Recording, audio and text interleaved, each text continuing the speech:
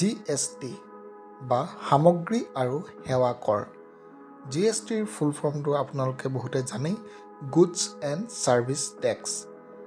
GST হৈছে ভাৰতত সামগ্ৰী আৰু সেৱাৰ উৎপাদন, বিক্ৰী আৰু ব্যৱহাৰৰ ওপৰত লোৱা একমাত্ৰ পৰোক্ষ কৰ।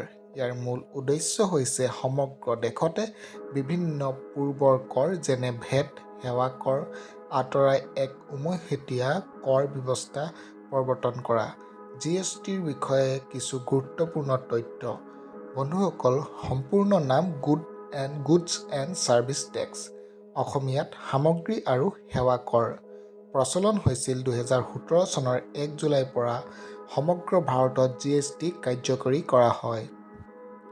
কৰৰ ব্যৱস্থা: ই এক প্ৰকাৰৰ গন্তব্য ভিত্তিক কৰ, ডেষ্টিনেশ্যন বেছড টেক্স, অৰ্থাৎ সামগ্ৰী বা সেৱা য'ত উপভোগ কৰা হয় তাতেই কৰ সংগ্ৰহ কৰা হয়। GSTৰ প্ৰকাৰসমূহ: ভাৰতত GST 4টা ভাগত বিভক্ত।